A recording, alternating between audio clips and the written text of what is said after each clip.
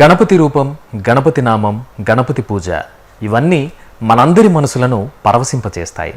అటువంటి స్వామిని పూజించిన తర్వాతే మన పనులు ప్రారంభించడం శాస్త్ర సమ్మతం, శుభప్రదం. భక్తి విశ్వాసాలతో, ఆనందోత్సాహాలతో భక్తులందరూ వినాయకుని అర్చించే మంగళప్రదమైన పర్వదినం భాద్రపద శుద్ధ చవితి, అదే వినాయక చవితి. ఈ సందర్భంగా చేసే పూజలో పత్రికి ఎంతో విశిష్టత ఉంది. ఇది జీవ వైవిధ్యానికి సంకేతం. ఈ పత్రిలో దేవతా సంబంధ వృక్షాలకు, ఔషధ గుణాలకు ఎంతో ప్రాధాన్యత ఉంది. శారీరక, మానసిక, బౌద్ధిక, ఆధ్యాత్మిక స్వస్థత ఈ పత్రి పూజలో ఇమిడి ఉంది. ఈ దృష్ట్యా గణపతి స్వామిని ఆరాధించే ప్రతి ఒక్క వైశిష్ట్యాన్ని అవలోకించండి.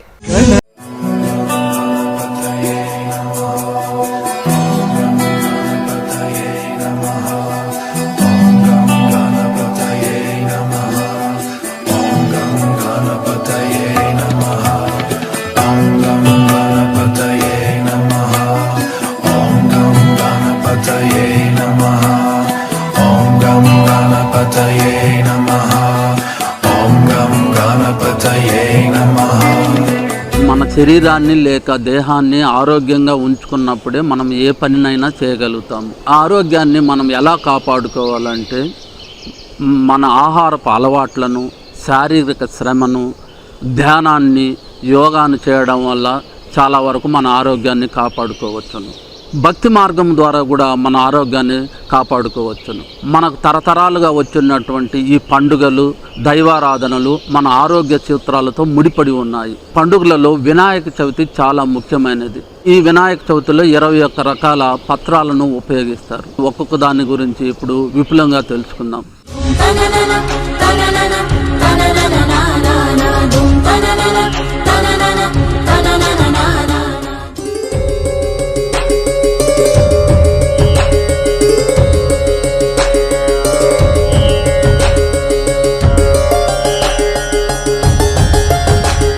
వినాయక చవితి రోజు వినాయకుని పూజించే పత్రాలలో అశ్వత్థ పత్రము అని అంటారు. దీన్ని తెలుగులో రావి చెట్టు అంటారు. బొటానికల్ నేమ్ పైకస్ రిలీజియోజా అంటారు. మోరేసి కుటుంబానికి చెందింది. పురాణాల ప్రకారము సరస్వతి నది రావి యొక్క వేర్ల నుండి పుట్టినదని చెప్తారు. దీనికి అశ్వత్థ వృక్షం అని పేరు ఎలా వచ్చిందంటే, దేవేంద్రుడు ఒకసారి దేవతల మీద అలిగి వచ్చి గుర్రం రూపంలో ఈ వృక్షం మీద కాపురం ఉంటాడు. అందుకని దీనికి అశ్వత్థ వృక్షం అని పేరు వచ్చింది. అందుకనే దీనికి మహావిష్ణువుకు చాలా ప్రీతికరమైనటువంటి మొక్క ఈ అశ్వత్థ వృక్షము లేక రావి వృక్షము. దీని యొక్క ఉపయోగాలు ఏమంటే, ఈ రావి యొక్క ఆకును బాగా దంచి దాని యొక్క రసాన్ని తాగినడల మన బాడీలో ఉన్నటువంటి విషపూరితమైన పదార్థాలన్నీ బయట వచ్చేస్తాయి. అంతేకాకుండా మన వేదాల్లో కూడా రాసున్నారు ఈ అశ్వత్థ వృక్షము సంతానోత్పత్తి వృక్షము అని. అంటే వాటి యొక్క ఫలాలను తీసుకుని చూర్ణం చేసి పెళ్ళైన వాళ్ళు ఒక 10 సంవత్సరాలు 5 సంవత్సరాలు బిడ్డలు లేని వాళ్ళు కూడా ఈ చూర్ణాన్ని భార్యాభర్తలు ఇద్దరు 3 నెలల పాటు సేవించిన ఎడల సంతానోత్పత్తి కలుగుతుంది. అందుకని ఆయుర్వేదంలో సంతానోత్పత్తికి ఈ ఫలం యొక్క చూర్ణాన్ని ఎక్కువగా వాడుతారు.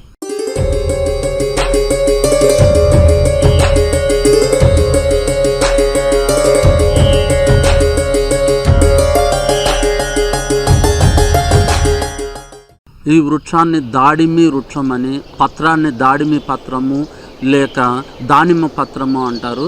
ఇది బొటానికల్ నేమ్ ప్యూనికా గ్రనేటం, ప్యూనికేసి కుటుంబానికి చెందింది. దీని యొక్క ఆకు రసాన్ని రోజు 2 చెంచాలు కానీ 3 చెంచాలు కానీ సేవించిన ఎడల దగ్గును తగ్గిస్తుంది, రక్తాన్ని శుభ్రం చేస్తుంది, వీరేచనాలను రాకుండా చూస్తుంది. అంతేకాకుండా ఆ కాయ యొక్క పైన ఉన్నటువంటి తుక్కును ఎండబెట్టి చూర్ణం చేసుకొని రోజు సేవించిన ఎడల షుగర్ వ్యాధిని తగ్గిస్తుంది.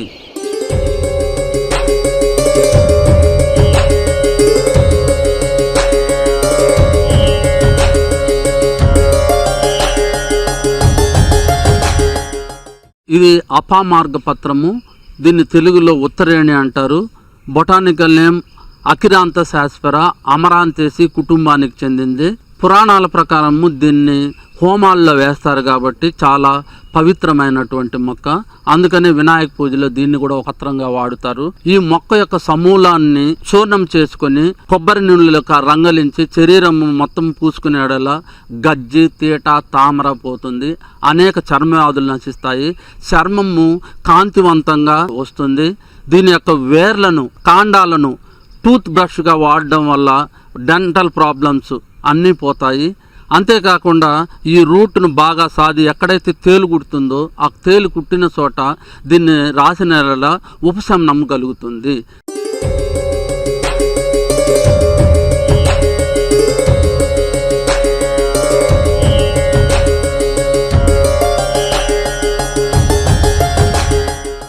ఈ వృక్షాన్ని అర్జున వృక్షం అంటారు. దాని యొక్క పత్రాలను అర్జున పత్రము అంటారు. తెలుగులో తెల్ల మధ్య అంటారు. దాని యొక్క కాండం తెల్లగా ఉంటుంది కాబట్టి తెల్ల మధ్య అంటారు. దీనికి బొటానికల్ నేమ్ టర్మినేలియా అర్జున అని దాని యొక్క కుటుంబం కాంబ్రిటేసికి చెందింది. పురాణాల ప్రకారము మహాభారతంలోని పాండవ మధ్యముడైనటువంటి అర్జునుని పేరుతో ఈ చెట్టు పిలువబడుతుంది కాబట్టి దీన్ని అర్జున అన్నారు. అందుకే ఇది పవిత్రమైనటువంటి మొక్క.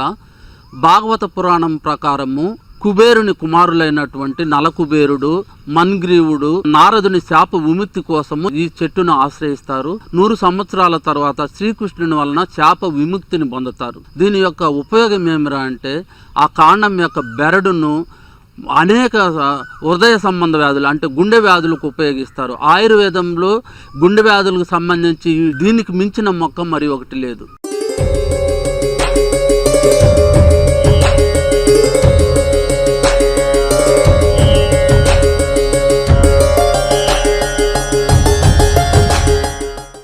దీనిని చిందువార వృక్షం అని, ఈ పత్రాలను చిందువార పత్రమా అంటారు. తెలుగులో నల్లవావిలి అంటారు. బొటానికల్ నేమ్ వైటాక్స్ నెగండు వర్బినేసి కుటుంబానికి చెందింది. ఇది చాలా ఉపయోగకరమైనటువంటి మొక్క. ఈ ఆకు రసాన్ని మనం రోజు పూసుకునే కీళ్ల నొప్పులు, కండరాల నొప్పులు, తలమాడు నొప్పిని తగ్గిస్తుంది. వేమన కాలంలో చెట్టు యొక్క మొదల్లో ఉన్నటువంటి మట్టిని తీసుకొని బంగారాన్ని తయారు చేసేదానికి ఉపయోగించారని మన వేదాల్లో కానీ పురాణాల్లో కానీ రాసి ఉన్నారు.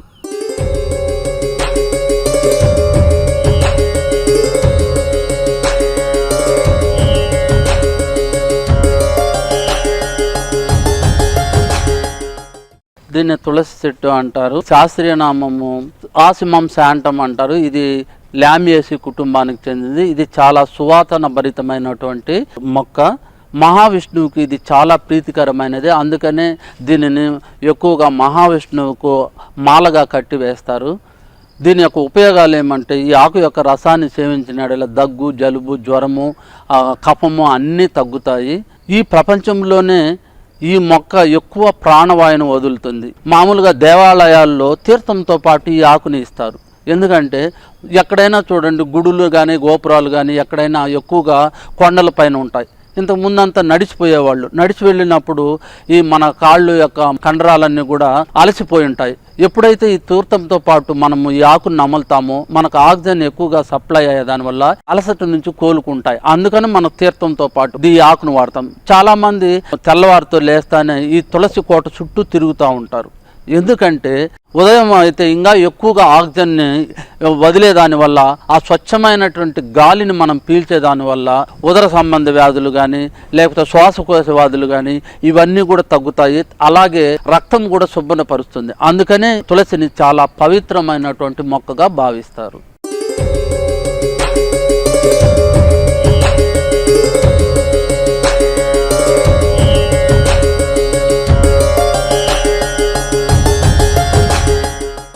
దీనినే కరవీర పత్రము అంటారు. తెలుగులో గన్నేరు అంటారు. బొటానికల్ నేమ్ నీరియం ఇండికమ్ అంటారు. అపోసైనేసి కుటుంబానికి చెందింది. ఈ ఆకులు, పత్రాలు పార్వతికి, శివునికి చాలా ప్రీతికరమైనది. అందుకని ఈ పత్రాలతో, పూలతో పూజిస్తారు. ఈ పత్రాలను బాగా నూరి తలకు రాసుకునే చుండును పోగొడుతుంది. అంతేకాకుండా తక్కువ మోతాదులో వాడడం వల్ల గుండె జబ్బులను నయం చేస్తుంది.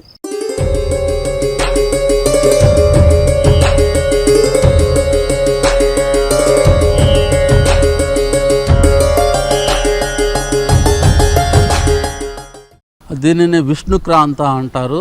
ఈ పత్రాలను విష్ణుకాంత పత్రము అంటారు. ఎందుకని విష్ణుక్రాంత అంటారంటే ఈ ఫ్లవర్స్ బ్లూ కలర్లో ఉంటాయి, అంటే మహావిష్ణు శ్యామన ఛాయ కలర్లో ఉంటాడు కాబట్టి దీన్ని విష్ణుక్రాంత అన్నారు. ఇది విష్ణువుకు చాలా ప్రీతికరమైనటువంటి మొక్క. దీని యొక్క పత్రాలను పుష్పాలను మహావిష్ణువుకు సేవిస్తారు, అందుకని వినాయక చవితిలో దీన్ని కూడా పవిత్రంగా వాడతారు. దీని యొక్క ఉపయోగాలు ఏమంటే ఈ ఆకును రోజు ఒక అర స్పూన్ కానీ 1/4 స్పూన్ కానీ తీసుకుని ఎడల మన యొక్క జ్ఞాపక శక్తిని పెంచుతుంది, నరాల బలహీనతను పోగొడుతుంది, రక్తాన్ని శుభ్రపరుస్తుంది.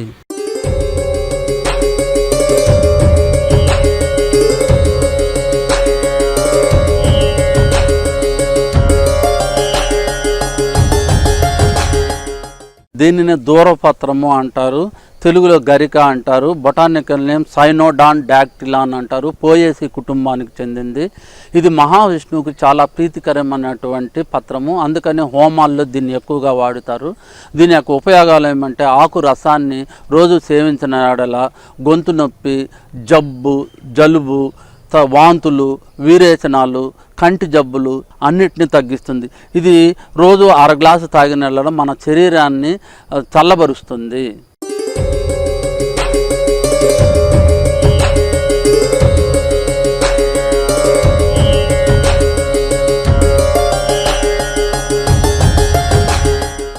దీన్నే మాచి పత్రము అంటారు. దీని యొక్క బొటానికల్ ఆర్టిమిషియా వల్గారిస్ అనే ఆస్ట్రేసి కుటుంబానికి చెందింది.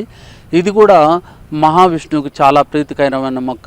దీన్ని విష్ణువు యొక్క పూల మాలల్లో వేసి మాలలుగా కట్టుతారనమాట. ఇది చాలా సుగంధ భరితమైనటువంటి మొక్క అన్నమాట. దీని యొక్క రసాన్ని కానీ ఆకులను కానీ చూర్ణాన్ని కానీ రోజు సేవిస్తే వాంతులు తగ్గుతాయి, చర్మ వ్యాధులు తగ్గుతాయి, తర్వాత రక్త వీరేచనాలను కూడా తగ్గిస్తుంది. అంతేకాకుండా ఈ మాచిపత్రిని ఆహారం బాగా జీర్ణం కావడానికి, మలేరియా జ్వరానికి, తలనొప్పికి, తర్వాత కళ్ళ నొప్పులకు చాలా ఉపయోగిస్తారు.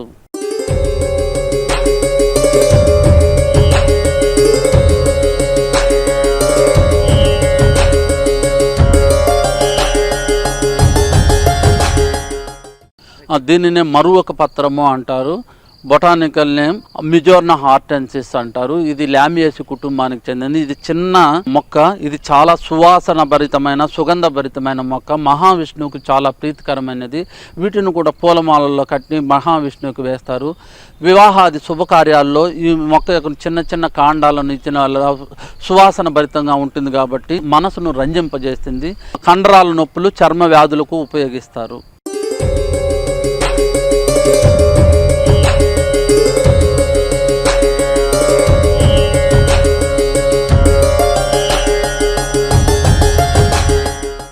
దీనిని బృహతి పత్రము అంటారు. తెలుగులో వాకుడు లేకపోతే చిన్న ముళ్ళ వంకాయ అంటారు. దీని యొక్క శాస్త్రీయ నామం సొలానం సూరిటెన్స్, సొలనేసి కుటుంబానికి చెందింది. దీని యొక్క పత్రాలు భిన్నాకృతుల్లో ఉంటాయి. పత్రం యొక్క వీణల పైన మొనదేలినటువంటి పసుపు కలర్లో ముళ్ళు ఉంటాయి. కాయలు పసుపు రంగును కలిగి గుండ్రంగా గోళీల్లాగా ఉంటాయి. ఈ యొక్క పత్రాలను కానీ ఫలాలను కానీ రోజు సేవించిన ఎడల ఉబ్బసము, దగ్గు, గొంతు నొప్పి, చర్మ వ్యాధులు, శ్వాసకోశ వ్యాధులు, మూత్రము సాపిగా విసర్జించడానికి ఉపయోగిస్తారు.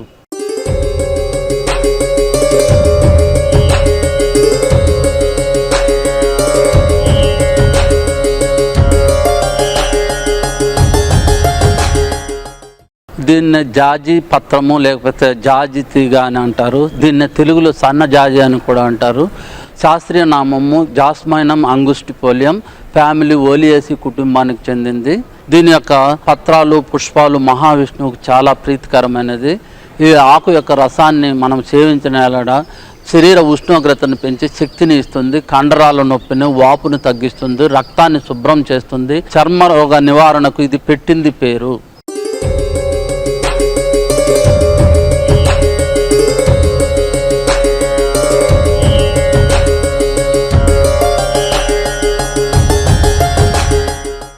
దీన్ని బదిరీ పత్రము లేక రేగాకు అంటారు. శాస్త్రీయ నామము జుజుపస్ జుజుబా రామ్నేసి అనే కుటుంబానికి చెందింది. ఈ ఆకు రసాన్ని తలకు రాసుకునే నెలల వెంట్రుకలు పొడవు పెరుగుతుంది, నల్లబడుతుంది, తెల్ల వెంట్రుకలు రాకుండా ఉంటాయి, వెంట్రుకలు ఊడకుండా ఉంటాయి, జుట్టు చివర చిట్లకుండా ఉంటుంది.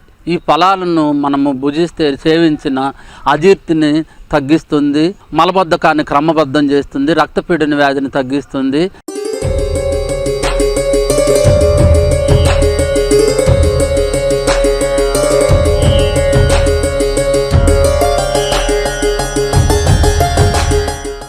దీనినే అర్కపత్రము లేక జిల్లేడు అంటారు. దీని యొక్క శాస్త్రీయ నామము కెలోట్రోపిస్ జైగాన్షియా. కుటుంబము ఆస్క్లిపిడేసికి చెందింది. పత్రాలను సూర్యునికి ప్రతీకగా భావిస్తారు. అందుకనే రథసప్తమి రోజు ఈ ఆకులను తల మీద పెట్టుకొని స్నానం చేయడం వల్ల వీటిలో ఉన్నటువంటి ఔషధ గుణాలు మన శరీరంలోకి ప్రవేశించి కాంతివంతంగా చేస్తాయి. కాండమును వినాయకునిగా తయారు చేసి తొండము కుడి పక్క కాకుండా ఎడమ పక్క ఉండి అటువంటి వినాయకుడిని కానీ పూజిస్తే శుభకార్యాలు జరుగుతాయని చెప్తారు. పూలలో పరమశివుడు ఉంటాడు అని మన పురాణాలు చెప్తున్నాయి. అందుకని విఘ్నేశ్వరుడు మన శివునికి పుత్రుడు కాబట్టి ఈ పూలను మాలగా కుట్టి చవితి రోజు వాడుతారు.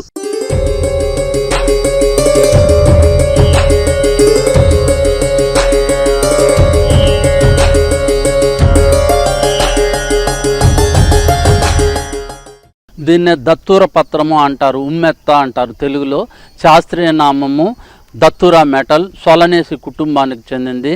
దీని యొక్క పత్రాలను ఉబ్బస వ్యాధిని తగ్గించడానికి, దగ్గును తగ్గించడానికి, కీళ్ల వాపులను, కండరాల నొప్పులను తగ్గించడానికి ఉపయోగిస్తారు. వాటి యొక్క వేర్లను జెర్రి, తేలు, ఎలుక కాటుకు విరుగుడుగా వాడతారు.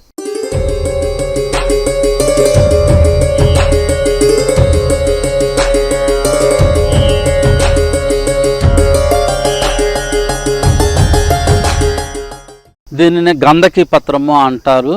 తెలుగులో కాచి లేక కామంచ అంటారు. శాస్త్రీయ నామము సొలానం నైగ్రం. సొలనేసి కుటుంబానికి చెందింది. దీని యొక్క ఆకులను మనం పప్పు కూరలో వేసుకొని వండుకొని తింటే కడుపులోని పురుగులను నశింపజేస్తుంది. తర్వాత మలబద్ధకాన్ని తగ్గిస్తుంది. మొలలున్నా కూడా మొలలను కూడా తగ్గిస్తుంది అన్నమాట.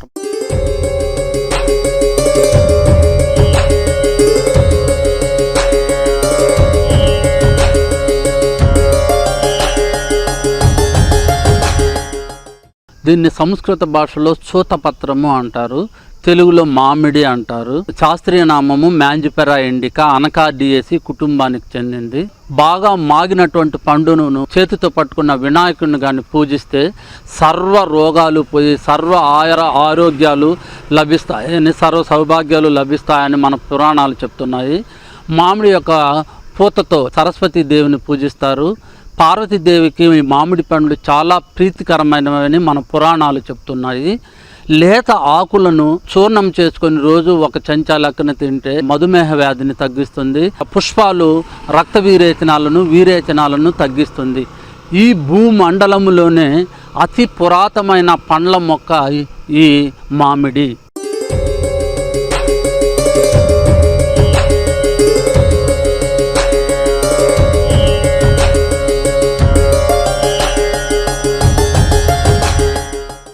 దీనిని బిల్వపత్రము లేకపోతే గౌరీ పత్రము లేకపోతే మారేడు అంటారు. శాస్త్రీయ నామం అగిల్ మార్మోలస్. రూటేసి అనే కుటుంబానికి చెందింది. ఈ వృక్షము గౌరీదేవి యొక్క చెమట నుండి పుట్టిందని మన పురాణాలు చెప్తున్నాయి. అందుకే ఈ శివునికి ఇది చాలా పవిత్రమైనటువంటి మొక్క. ఈ పత్రం చూసారంటే ఈ పత్రంలో 3 దళాలు ఉంటాయి. ఇది బ్రహ్మ, విష్ణు, ఈశ్వరుడి ప్రతీక, త్రిలోకాలకు ప్రతీక అని, 3 గుణాలకు ప్రతీక అని, సృష్టి స్థితి లయలకు ప్రామాణికాలని మన పురాణాలు చెప్తున్నాయి. ప్రతి శివాలయంలోనూ ఈ మారేడు చెట్లను లేకపోతే ఈ బిళ్ళపత్ర చెట్లను పెంచుతున్నారు. వీటి ఆకులను బాగా చూర్ణం చేసి రోజు ఒక చెంచా తీసుకునే ఎడల పచ్చకామెర్ల వ్యాధిని, మధుమేహ వ్యాధిని తగ్గిస్తారు. వీటి యొక్క ఫలాలను లోపల ఉన్నటువంటి గుజ్జును బాగా నూరి తలకు పెట్టుకుంటే శరీరానికి చల్లదనాన్ని ఇస్తుంది. కళ్ళు బాగా కనపడతాయి. తల మీద ఉన్నటువంటి సుండు బాగా పోతుంది.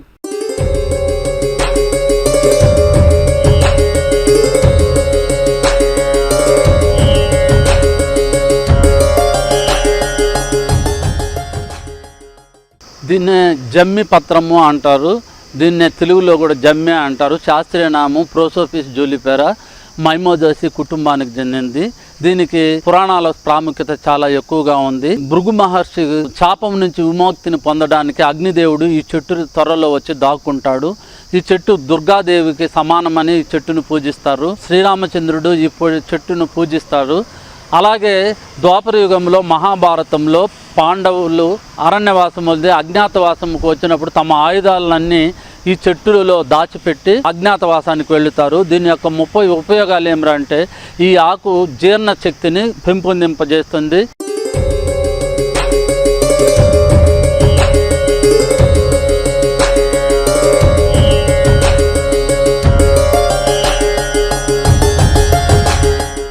దీన్ని దేవదారు పత్రము అంటారు. శాస్త్రీయ నామము ఎరిత్రోజైలాన్ మోనోగైనం. కుటుంబము ఎరిత్రోజైలేసికి చెందుతుంది. దీని యొక్క ఆకులను వండుకొని తింటారు. ఈ ఆకులలో పెక్టిన్, ఫైబర్ కంటెంట్ ఎక్కువగా ఉంటుంది. పూర్వకాలంలో కరువు వచ్చినప్పుడు ఈ ఆకులను ఉడికించి తిని బతికేవారు. ఈ ఆకులను తినడం వల్ల నోటి పుండ్లు, స్వరపేటి పుండ్లు, కడుపులోని పుండ్లను నయం చేస్తుంది.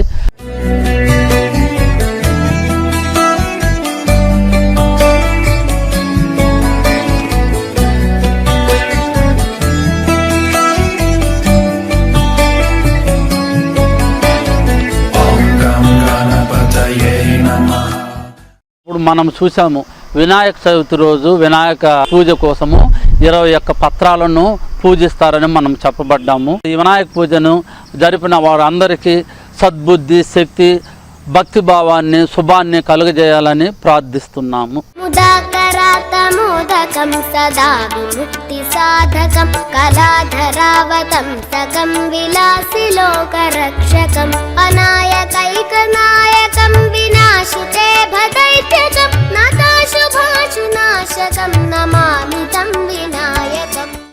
అష్టసిద్ధులకు, సకల విద్యలకు, గణాలకు గణపతి అధిపతి. యోగశాస్త్రంలో గణపతి మూలాధార చక్రానికి అధిష్టాన దేవత. గణపతి మహాత్మ్యాన్ని వివరించే వాంగ్మయం అపారం. విఘ్నాధినేత అయిన గణనాయకుని ఆరాధనలో వినియోగించే పత్రిలోని వివిధ ఔషధ గుణాల గురించి ఒక అవగాహన వచ్చిందిగా. నమస్కారం. ఓం నమో వెంకటేశాయ. ఓం శ్రీ